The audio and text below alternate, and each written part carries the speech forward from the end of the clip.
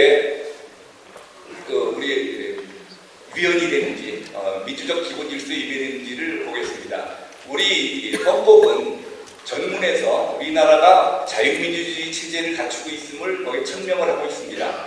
그런데 통진당이 주장하는 민족민주주의라는 것은 북한의 인민민주주의나 마찬가지로 공산주의에 이르는 과도기입니다. 과도기. 그래서 공산주의의 변종입니다. 공산주의도 자기네들은 프롤레타리아 민주주의라고 합니다. 민주주의라고 붙어가지고 이게 다 자유민주주의가 아니고 민주주의 앞에 자유 말고 민중민주주의, 인민민주주의, 프롤레타리아 민주주의, 사회민주주의 이런 앞에 다른 말이 붙어 있으면 전부 그거는 자유민주주의를 부정하는 말이라고 보시면 됩니다. 그래서 이 민중민주주의는 우리 헌법상 자유민주 체제를 부정하고 있기 때문에 이거는 우리 민주적 기본 질서에 위배되는 것입니다. 또 민중주권을 주장하는 부분도 우리 헌법 제1조를 보면 다 아시다시피 대한민국은 민주공화국이다. 대한민국의 주권은 국민에게 있고 모든 권력은 국민으로부터 나온다. 이게 바로 국민주권주의입니다. 민중주권이라는 건 뭐냐면은 국민 중에 일부만 주권이 돼 있다는 거예요. 공산주의는 노동자, 농민만이 주권이 있다고 하는 겁니다. 그래서 우리 헌법이 규정하고 있는 국민주권주의에 반하기 때문에 민중주권을 주장하는 것은 우리 헌법에 반하는 겁니다. 그래서 이것도 이제 우리 헌법에 이제 국민주권주의에 반하는 거고, 또 그것만 있느냐? 아까도 말씀드렸지만 진보당의 강령을 보면은 아까 말씀드린 것처럼 연방제 통일을 주장하고 있습니다. 그런데 우리 헌법은 4조에서 대한민국은 민주적 기본 질서에 입각한 평화적 통일 정책을 수립해서 추진하도록 그렇게 되어 있습니다. 다시 말씀드려서 우리 통일 정책은 자유민주 통일 정책입니다. 그런데 통진당은 연방제 통일을 주장하고 있습니다. 그래서 방금 말씀드린 것처럼 이 통진당이 추진하는 민중민주주의, 민중주권 또 연방제 통일 정책은 우리 헌법에서 우리 헌법이 규정하고 있는 자유민주주의, 국민주권주의, 자유민주 통일 원칙에 반하는 겁니다. 그래서 통진당의 목적은 우리 헌법상 민주적 기본 질서에 반하는 겁니다. 다음에는 통진당 활동은 어떤지 보겠습니다. 통진당 활동을 쭉 한번 그동안에 문제된 활동들을 제가 한번 쭉 불러보겠습니다. 2011년 12월 19일에 북한 독재자 김정일이 사망에 대해서 김정일 국방위원장 서거 소식에 애도를 표한다. 이렇게 성명을 발표했어요. 또 2012년 3월 27일 서울 핵안보정상회의를 북한 압박 기만극이라고 이렇게 비난을 했습니다. 또 2012년 4월 6일에는 제19대 국회의원 선거 공약으로 예비군제도 폐지를 발표했습니다. 또 4.11 총선에서 비전향 반국가 사범들을 비례대표 후보로 공천하고 비전향 간첩 전력자를 주요 당직에 기용했습니다. 또 비례대표 후보 경선 과정에서 총체적 부정선거를 자행하고도 적법한 압수수색 영장을 집행을 거부하는 등 법치주의를 부정을 했습니다.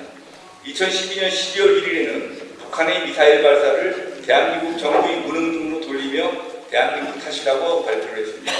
2013년 3월 6일에는 북한의 대남 핵공격 협박에 대해서 대북제재와 한미 합동군사훈련 중단 및 평화협정 체계를 주장을 했습니다.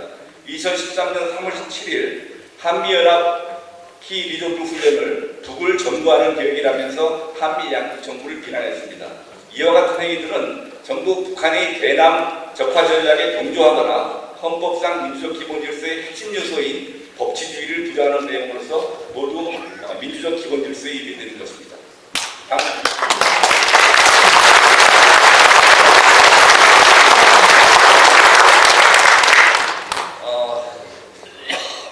처음에 말씀드린 것처럼 헌법재판소법 제55의 원문을 보면은 정당의 목적이나 활동이 자유민주적 기본 질서에 위배될 경우에 정당 해산 사유가 된다고 했는데, 여태까지 말씀드린 것처럼 통합진보당의 경우는 목적도 민주적 기본 질서에 위배되고 그 활동들도 전부 민주적 기본 질서에 위배됩니다. 그래서 통진당은 반드시 해산되어야 할 정당입니다.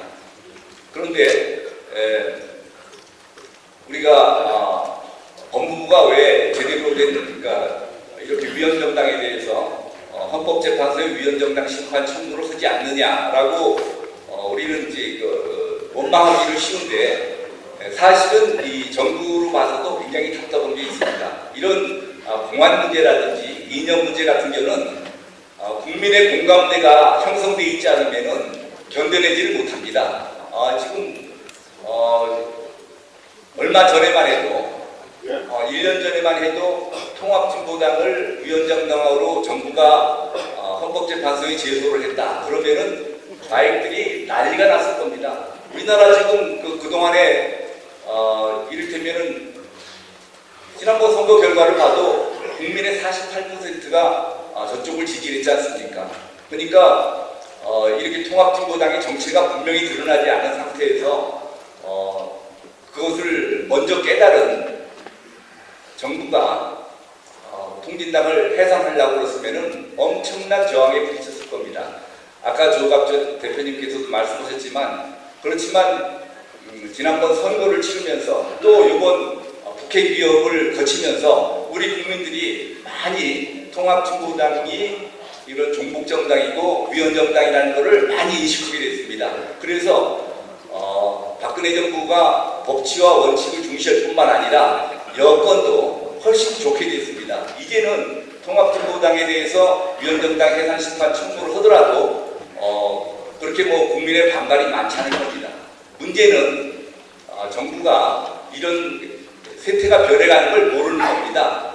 과거에 한번 통합진보당을 해산 청구를 하는 것에 대해서 부담을 느꼈던 것을 상황이 변한 것을 모르고 계속 이것이 부담이 되는 줄 아는 거예요. 그러니까 정부가 이게 상황이 바뀌었구나, 이제는 해산 청구를 해도 되겠다라는 생각이 들도록 우리 여러분들이 이게 좀 독려를 좀 해주셔야 됩니다. 그래서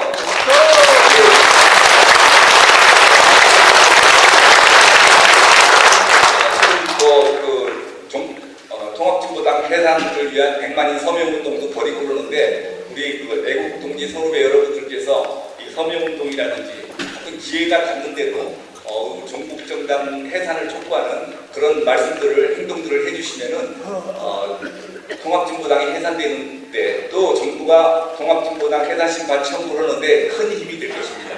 감사합니다.